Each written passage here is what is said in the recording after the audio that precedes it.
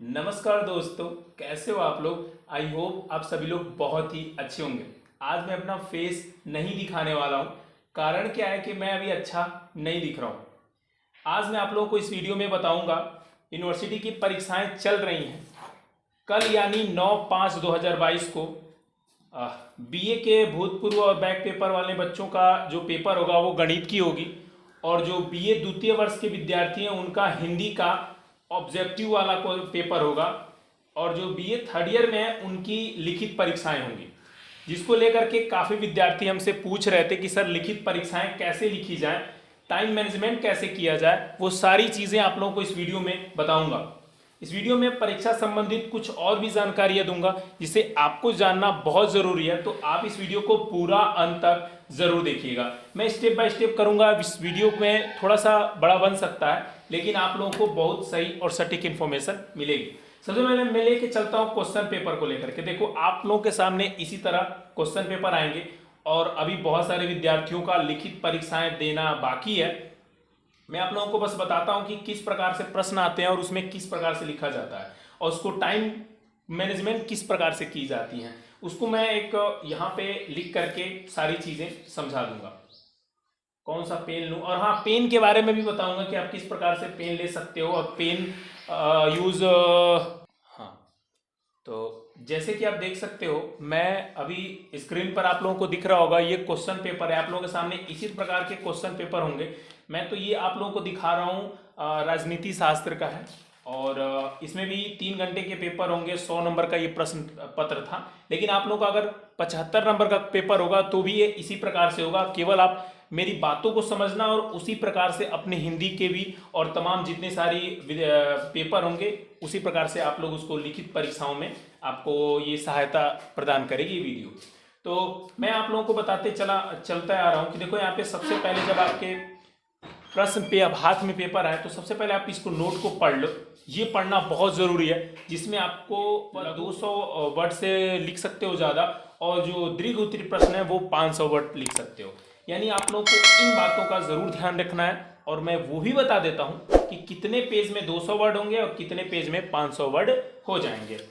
ठीक है, पहले यहाँ पे देखिए लिखा गया है कि यहाँ पर आप लोगों को 10 प्रश्न करने हैं। देख सकते हो यहाँ पे स्क्रीन पर केवल यहाँ पे 10 प्रश्न दिए गए हैं, देख लो यहाँ पर। और आप लोगों को इन सभी 10 प्रश्न को करना अनिवार्य है। देखो, ऊपर ही लिख दिया गया है कि आप लोगों को अनिवार्य है।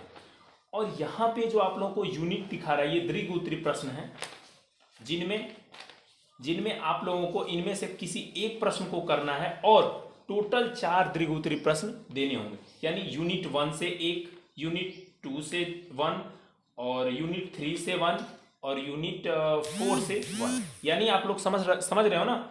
या तो इसे कर लो या तो इसे कर लो, या आप इसको करो या आप इसको करो। इसी प्रकार से आप लोगों को लिखनी है।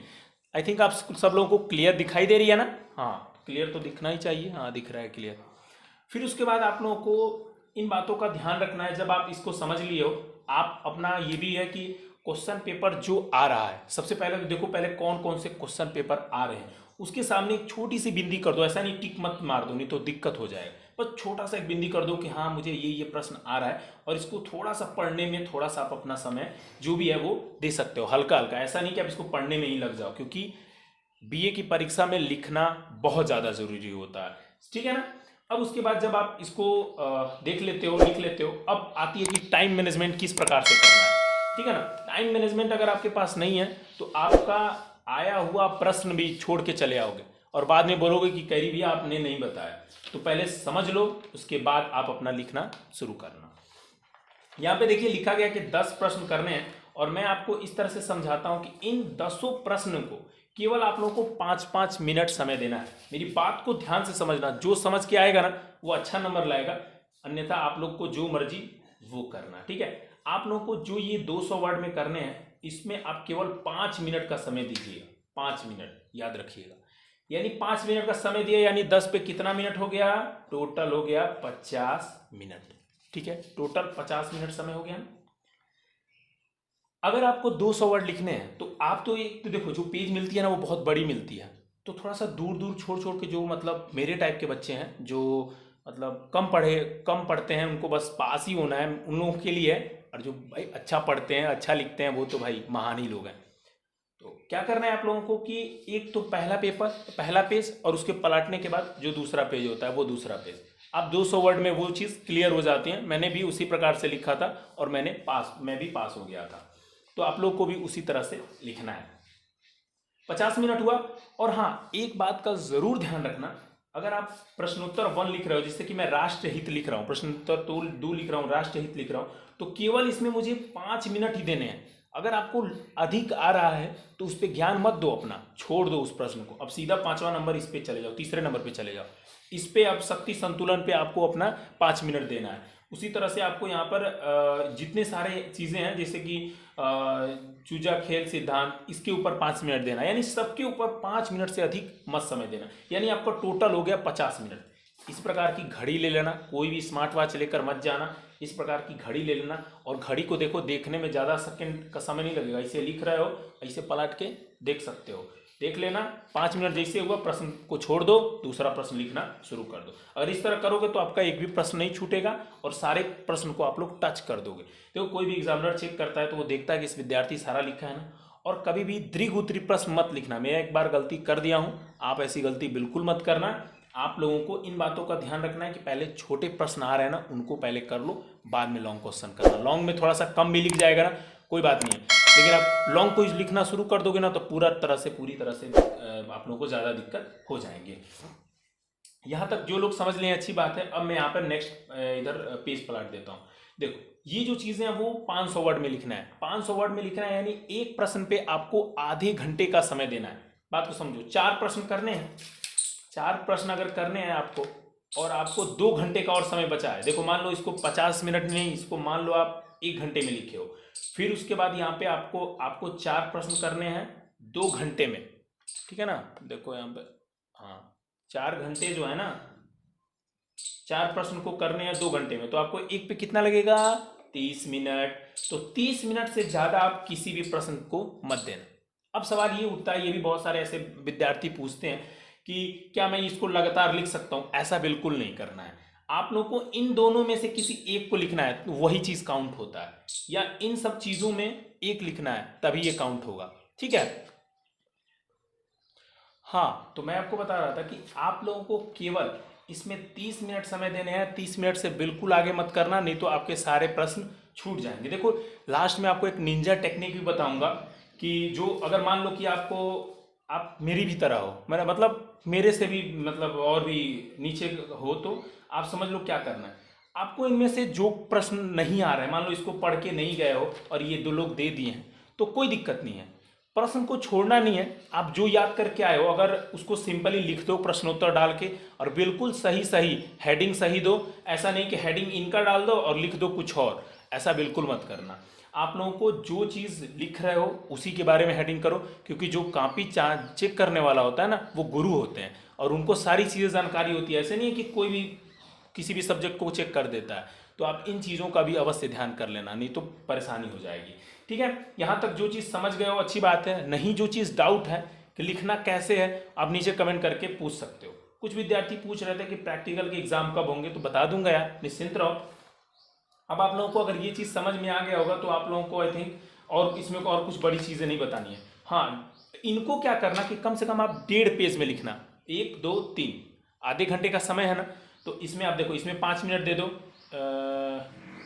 हाँ, 1.5 घंटे में, सॉरी, आधे घंटे में आप बिल्कुल इसको कर दोगे, ठीक है ना। आप 3 पेज 4 पेज इसको आप कर सकते हो। लॉन्ग क्वेश्चन को आप लोगों का हो जाएगा आराम से, कोई दिक्कत नहीं होगा। अब मैं आप लोगों को बता देता हूँ कि OMR शीट पर मैंने एक प्रॉपर वीडियो बना रखी है 24-25 मिनट की।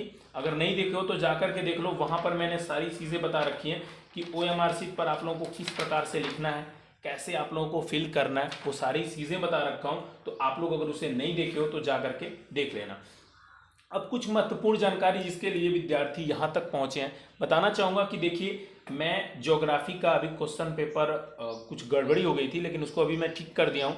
JNCU.org, देखो यहाँ पे मैं लिख देता हूँ JNCU.org,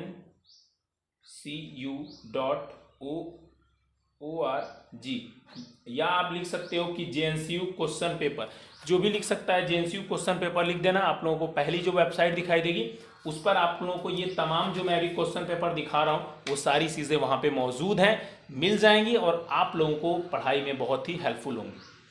मैंने बहुत सारे प्रश्न इधर उधर से मांग के लिया है, तो कुछ गड़बड़ी भी हो सकता है। जैसे कि अभी देखो, मैं एक विद्यार्थी से क्वेश्चन पेपर मांगा था ये वाला, जो कि बिल्कुल गलत है। तो मैं नहीं चाहता हूँ किसी विद्यार्थी को गलत दूँ, तो मैं इसको वहाँ से अपने वेबसाइट से भी निकाल दिया हूँ और यहाँ से भी इसको निकाल दिया हूँ मैं। जो सटीक और सही इन्फॉर्मेशन होगी वही आप लोगों को इस चैनल पर मिलेगी।